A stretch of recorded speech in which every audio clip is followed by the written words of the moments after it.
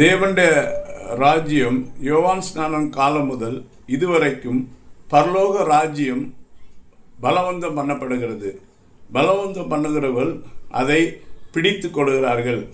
And from the days of the John the Baptist and now the kingdom of heaven suffereth violence and the violent take it by force.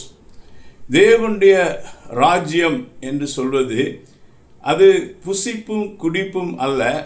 தேவனுடைய ராஜ்யம் என்பது பரிசுத்தாவினால் நீதியும் சமாதானமும் பரிசுத்தாவினால் உண்டாகிற சந்தோஷம் என்று சொல்லி அது ரோமர் 14 அதிகாரம் 17 வசனம் சொல்கிறது.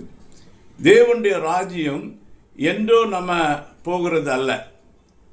இயேசுவை விசுவாசித்து அவரை ஏற்றுக்கொள்ளும் போது நாம் தேவனுடைய ராஜ்யத்தில் பிறக்கிறோம். தேவனுடைய ராஜ்யத்தின் நன்மைகளை அனுபவிக்க தொடங்குகிறோம். அப்போ தேவனுடைய ராஜ்யத்தில் நன்மைகள், அந்த ரைச்சியஸ்னஸ், நீதியும் அந்த சமாதானமும் சந்தோஷத்தையும் நம்ம இப்போமே நம்ம வாழ்க்கையில் நம்ம அனுபவிக்க தொடங்குகிறோம். ஸோ அது யார் அனுபவிப்பா அப்படின்னு சொன்னால் அதை பலவந்தம் பண்ணுகிறவர்கள் என்று தமிழில் எழுதப்பட்டிருக்குது. அது ஆங்கிலத்தில் சொல்லும்போது violent will take it. Violent and the take it by force. Violent take it by force என்று சொல்லுவார். அப்போ பலவந்தம் பண்ணப்படுகிறது. தேவனுடைய ராஜ்யம் பலவந்தம் பண்ணுகிறவர் அது பிரவேசிப்பார்கள். இயேசு கிறிஸ்து தேவனுடைய ராஜ்யத்தின் மக்களுக்காக செய்ய வேண்டியது எல்லாவற்றையும் செய்து முடித்து விட்டார். நம்முடைய பாவங்களுக்காக பலியாகி நம்ம பரிசுத்தப்படுத்தி விட்டார். நம்ம காயங்களை ஏற்றுக்கொண்டு நம்முடைய சுகத்துக்காக அவர் காயங்கள் ஏற்றுக்கொண்டார். அவர் நம்மை ஐஸ்வர்யான ஆக்கும்படியாக அவர் தரித்திரரானார். அவர் நம்மை நீதிமான் ஆக்கும்படி அவருடைய கடைசி சொட்டு இரத்தத்தையும் நமக்காக சிந்தினார். நம்மை சாபத்துகளிலிருந்து விடுதலை ஆக்கும்படிக்கு அவர் மரத்தில் தூக்கப்பட்டார். ஆகையினால அவர் செய்து முடித்து விட்டார். முடித்து அதை நம்ம ஆவி மனிதனுக்குள்ளே அவர் வைத்திருக்கிறார். நம்ம எல்லாரும் மறுபடி பிறக்கும்போது நாம் பரிசுத்த ஆவியை பெற்றுக்கொள்கிறோம். புதிய ஆவியானவர் நமக்குள்ளே வருகிறார். ஒருவன் கிறிஸ்துவுக்குள் இருந்தால் புது சிருஷ்டியாக இருக்கிறான். அவன் பழையெல்லாம் ஒளிந்த என்று பார்க்கிறோம். நம்முடைய ஆவி மனிதன் புதிதாக்கப்பட்ட புதிய மனுஷனை நாம் தரித்திருக்கிறோம். நமக்குள்ளே அந்த சமாதானம், நீதி, பரிசுத்தம் எல்லாமே நமக்கு கொடுக்கப்பட்டு விட்டது. நமக்கு தேவையான அனைத்தும் சுகம், ஆரோக்கியம், பொருளாதார ஆசீர்வாதம் எல்லாவற்றையும் நம்ம ஆவியில் தேவன் வைத்திருக்கிறார். அதை நாம் எடுக்க வேண்டுமானால் எடுத்து இந்த உலகத்தில் கொண்டு வரும்போது அதுக்கு நம்ம விசுவாசத்தினால தான் அது பண்ண முடியும். அதை பை ஃபோர்ஸில் தான் நம்ம என்ஜாய் பண்ண முடியும். ஆண்டவர் சொல்கிற பலவந்தம் பண்ணுகிறவர்கள் அதை பிடித்து பலவந்தம் பண்ணுவோம் போது இப்போ கிறிஸ்தவர்களும் பலவந்தம் பண்ணுகிறார்கள். அவங்க ஜெபத்திலலாம் நல்ல போராடுகிறார்கள். அந்த யாக்கோபு போராடின போல நம்ம போராடணும் அப்படின்னு சொல்லிட்டு போராடி ஜெபிக்கிறாங்க. அவங்க முழங்காலில் நிற்கிறாங்க, கண்ணீர் வடிக்கிறாங்க, உபவாசங்கள் போடுறாங்க. போராட்டம் யாரோடன்னா அவங்க ஆண்டவரோட போராட்டம் பண்ணுறாங்க. ஆண்டவர்கிட்ட போராட வேண்டிய அவசியம் இல்லை. ஆண்டவருடைய சிங்காசனத்தை அசைக்கணும், அவருடைய கையை திறந்து செய்ய வைக்கணும், அவர் நினைச்சா செய்துருவார் என்று சொல்லி அவருடைய கையை முறுக்கிறதுலையும் அவருடைய சிங்காசனத்தை அசைக்கிறதுலையும் அவங்க ஈடுபடுறாங்க. எபிரேயர் 12:28 நம்ம வாசிக்கிறோம். அது தேவனுடைய ராஜ்யம் அசைவில்லாத ராஜ்யம். அசைவில்லாத ராஜ்யத்தை அசைக்க ட்ரை பண்ணுறாங்க. அப்படி அல்ல. நம்முடைய போராட்டங்கள் மாம்சத்தோடும் இரத்தத்தோடும் அல்ல, கர்த்தரோடும் அல்ல. நம்முடைய போராட்டங்கள் துரைத்தனங்களோடும் அந்தகார சக்திகளோடும் என்று சொல்லி நம்ம எபேசியர் 6:12 படிக்கிறோம். ஏனெனில் மாம்சத்தோடும் இரத்தத்தோடும் அல்ல, துரைத்தனங்களோடும் அதிகாரங்களோடும் இப்பிரபஞ்சத்தின் அந்தகார லோகாதிபதியோடும் வானமண்டலத்தில் பொல்லாத ஆவிகளின் சேனைகளோடும் நமக்கு போராட்டம் உண்டு. நம்ம ஜெபத்தில் போராடுகிறது இந்த சக்திகளை எதிர்த்தான் போராட வேண்டும். நம்ம சர்வாயுத வர்க்கங்களை தரித்து கொண்டு நாம் போராடி எடுக்க வேண்டும். எதிர் சக்திகள் நமக்கு வரவிடாமல் தடுக்கிற சக்திகள் இருக்குது. தானியேல் ஜெபம் பண்ணும்போது அவனுக்கு உடனடியாக பதில் வெளிப்பட்டது.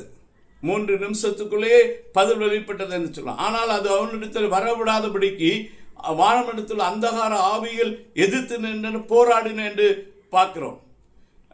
நமக்கு இப்பொழுது அப்படிப்பட்ட போராட்டங்கள் இல்லை என்று சொன்னாலும் நமக்கு வர வேண்டிய நன்மைகள், நம்முடைய ஆசீர்வாதங்கள், நாம் சுகமாய் இருக்க வேண்டியது, நாம் சந்தோஷமாய் இருக்க வேண்டியது, நாம் செழிப்பாய் இருக்க வேண்டியது, எல்லா காரியத்தையும் எதிர்க்கிற வானமண்டலத்தில் பொல்லாத ஆவிகள் இருக்கின்றன. அவை இப்பிரபஞ்ச லோகாதிபதிகள் இருக்கின்றன. அவைகளோடு நமக்கு யுத்தம் உண்டு என்று சொல்லுகிறோம். நம்ம ஒரு யுத்த வீரராக இருக்கணும் என்று 2 தீமோத்தேயு 2ஆம் அதிகாரத்தில் 3ஆம் வசனத்தில் பவுல் தீமோத்தேயுக்கு சொல்கிறார், நீ இயேசு கிறிஸ்துவுக்கு நல்ல போர் செய்வனாய் தீங்கு அனுபவி. நம்ம இந்த போராட்ட குணத்தை விட்டுட்டோம். நம்ம போராட்டம் மாம்சத்தோடும் இரத்தத்தோடும் அல்ல, அரசாங்கத்துக்கு எதிராக அல்ல, துரைத்தனங்களோடும் அதிகாரங்களோடும் நாம் போராட வேண்டியவர்களாக இருக்கிறோம். நம்முடைய யுத்தம் பண்ண வேண்டியவர்களாக இருக்கிறோம். அதை நாம் வயலன்ஸ் பண்ணுறவங்க, வயலண்ட் சொன்னாலே அந்த வேடை கேட்டால் நம்ம அப்படியெல்லாம் கிறிஸ்தவங்க பண்ண வயலண்ட் பண்ணணும். அது எதிர்த்துனா சாத்தானை எதிர்த்து வயலண்டாக போராட வேண்டும். யுத்த வீரர்களாக நாம் போராட வேண்டும். வேதம் சொல்லுகிறது, யாக்கோபு 4:7 ஆண்டவர் சொல்லுகிறார், பிசாசோடு எதிர்த்து நில்லுங்கள் என்று சொல்கிறார். அப்போது அவன் உங்களை விட்டு ஓடி போவான் என்று. நமக்கு ஆசீர்வாதங்கள் ஆண்டவர் தராததுனால நாம் பெற்றுக்கொள்ளாம இல்லை. ஆண்டவர் தந்ததை நாம் பெற்றுக்கொள்கிறதுல, அதை என்ஜாய் பண்றதில்ல. நம்ம எதிர்க்கக்கூடிய பிசாசின் சேனைகள் இருக்கிறது, அவைகளுக்கு எதிர்த்து நிற்க வேண்டும். பிசாசை பார்த்து அப்பால போ சாத்தானே என்று சொல்லி ரெசிஸ்ட் பண்ண வேண்டும். அப்படி ரெசிஸ்ட் பண்ணும்போது தான் நம்முடைய ஆசீர்வாதங்களை நாம் சுதந்திரிக்க முடியும். தேவனுடைய ராஜ்யத்தை நாம் இங்கேயே அனுபவிக்க முடியும். தேவனுடைய ராஜ்யம் எங்கோ இருக்குது அல்ல, அது அங்கே இருக்கிறது இங்கே இருக்கிறது தேடாதீர்கள், அது உங்களுக்குள்ளே இருக்கிறது. ஒவ்வொரு மறுபடியும் பிறந்த தேவனுடைய பிள்ளைகள் தேவனுடைய ராஜ்யத்தின் நீதியையும் சமாதானத்தையும் சந்தோஷத்தையும் அனுதினமும் என்ஜாய் பண்ண முடியும். நம்ம ஒவ்வொரு நாளும் என்ஜாய் பண்ண முடியும். அப்படி என்ஜாய் பண்றதுக்காக தேவன் நமக்கு கொடுத்திருக்கிறார். தேவன் நம்மோடு கூட இருக்கிறார். தேவன் பரிசுத்த ஆவியானவராக நம்மோடு கூட வாசம் பண்ணுகிறார். சிம்சோனுக்கு ஒத்த பலம், காண்டாமிருகத்துக்கு ஒத்த பலம் தேவ பிள்ளைகளுக்கு இருக்கிறது. நாம் அதை பெற்றுக்கொள்ள வேண்டும். ஒவ்வொரு நாளும் பெற்றுக்கொள்ள வேண்டும். அந்த சிம்சோன் மேல அவங்க புதிய கயிறால கெட்டி அவனை கெட்டிட்டு தலித்தா சொன்னா, சிம்சோன் உன் மேல சத்ரு எதிரிகள் வந்து விட்டாங்க. அவன் தூக்கத்தில் எழுந்த உடனே அந்த கயிறுகள் எல்லாம் அப்படியே அவனுக்கு மேல பரிசுத்த ஆவியானவர் வரும்போது ஒரு நெருப்புப்பட்ட கயிறுகள் போல அது அப்படியே அத்து போனது என்று பார்க்கிறோம். அதே போல உங்க வாழ்க்கையும் ஒவ்வொரு நாளும் காலையில் எழும்பும்போது அநேக போராட்டங்கள் இருக்கலாம், வலி இருக்கலாம், வேதனைகள் இருக்கலாம், நோய்கள் உங்களை எதிர்க்கலாம். அப்படியெல்லாம் வரும்போது உங்களுக்குள்ள ஆவியானவர் இருக்கிறார். அப்பால போய் சாத்தான் என்று சொல்லி பரிசுத்த ஆவியானவரை நிரம்பி நீங்க ஜெபம் பண்ணும்போது, அநேக வாசிகளை பேசி ஜெபம் பண்ணும்போது, பிசாசோடு எதிர்த்து இருக்கும் போது, அப்பால போய் சாத்தான் என்று சொல்லும்போது அந்த கட்டுகள் எல்லாம் அறுத்து விட்டு நீங்கள் எழும்ப முடியும். உங்களால தேவனுடைய ராஜ்யத்தின் சந்தோஷத்தை சமாதானத்தை ஒவ்வொரு நாளும் நம்முடைய வாழ்க்கையிலே என்ஜாய் பண்ண முடியும். அதை யார் என்ஜாய் பண்ணுகிறாங்கன்னு சொன்னால் சாத்தானோடு போராடுகிறவர்கள் என்ஜாய் பண்ணாங்க. ஒரு கூட்ட ஜனங்கள் தேவனோடு போராடி கொண்டிருக்காங்க. நம்ம ஜெபத்தை மாத்துங்க.